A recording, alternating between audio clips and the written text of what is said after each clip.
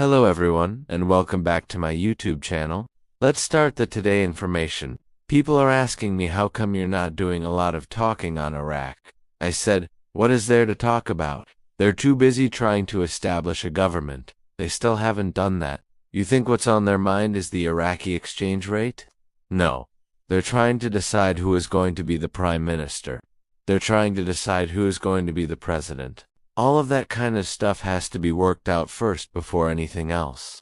Yes, I'm keeping an eye on what's going on over there in Iraq, but until they get their shit together and establish a government, you're not going to get a whole lot of too much. They're preparing to revalue. When we've looked at previous years' budgets, they've never analyzed it at this level. They've never seen them bring the central bank governor in doing this type of analysis for a budget. They're about to go international, revalue the currency.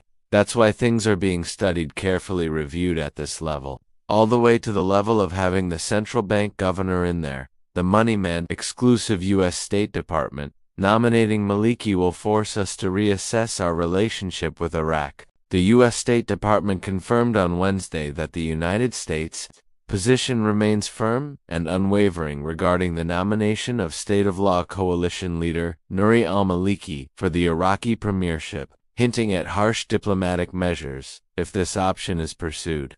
Could the Maliki and SUDANI drama be a holdup? I don't think we need SUDANI back in there as much as we need to put a fork in Maliki, no longer being an issue that's a big one. Some of the discussions in Iraqi news today is on that front. Some are calling for new elections since parliament has been so indecisive. What Iraq usually does before a rate change? Before every major FX adjustment Iraq has made historically, you have to look at 2015, 2020, and 2023, because that's when the CBI did the following: tightened foreign transfers, restrict who can send money, how much, and through which bank. They force banks to use official platforms and block non-compliant banks, reduced the dollar outflow.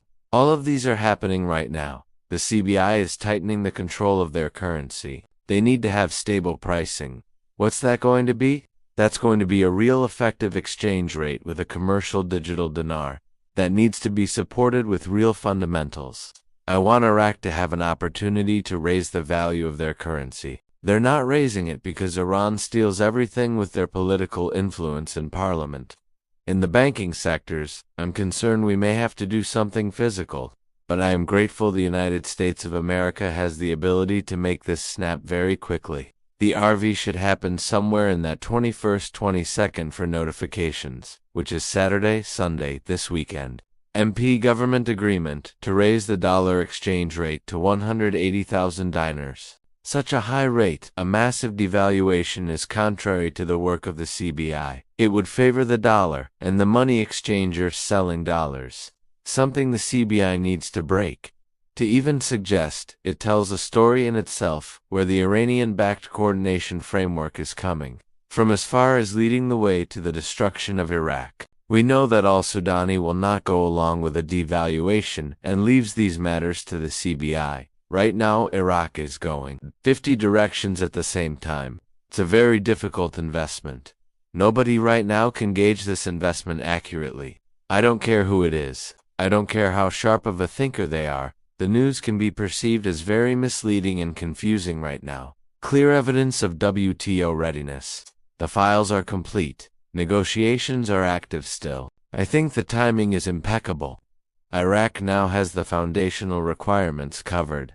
The successes today are real, and the next logical step, as I see it, is exposure to a managed, real, effective exchange rate that reflects those successes. Is Ramadan an important factor of when they're going come out with the new rates? Not really? No. It would be nice to have it before it, oh yeah. Standard & Poor's praises the stability of Iraq's economic indicators. Quote, Standard & Poor's S&P credit rating agency released its February 2026 report, affirming Iraq's rating at BB with a stable outlook. The agency stated in its latest assessment that the Iraqi economy is steadily progressing towards greater fiscal sustainability, despite regional challenges. Standard & Poor's praises the stability of Iraq's economic indicators. We found out that 53rd Bank is going to be playing a very big part in the exchange process in the United States of America. There will be many banks that will be involved because they all want a piece of the exchange, but the latest one that we just found out, which was a surprise, but we believe it's going to be more for the northeast part of the United States of America. Standard & Poor's praises the stability of Iraq's economic indicators. The Trump administration made it very clear they will not allow an Iranian influence in the country of Iraq. But because bankers drafted the rate change and scheduling dates, they want to keep us in the dark about the timing and completion of the formation of the government, so we don't know prospectively when the rate is going to change. Those are two different scenarios. We've got to see how that plays out. We're all in the dark in this together. Iraq's central bank is independent. We're not waiting for WTO ascension. They can do what they need to. Allah and the gatekeepers can have a move in Iraq. Dinar anytime they choose is prudent. As much as diplomacy was the best route, it is possible that time is up. It is possible that we need to remove Maliki. It is the Iranian influence that is pushing the coordinated framework to have Maliki be the nominee for the Prime Minister of Iraq. It is Trump that is telling Parliament and the Iranian infection inside of Iraq. Get out of Iraq. Maliki cannot be Prime Minister. We are removing Maliki. Trump does not want any Iranian influence in Iraq whatsoever in order to bring forth the security and stability that is needed for the new exchange rate. Nouri al-Maliki, time and time again, has not lived up to agreements and promises made to the U.S. Instead, he has chosen to work with dark elements behind the scenes of U.S. foreign policy and Iranian influence. We have read many articles already on the Trump dream to make Iraq great again.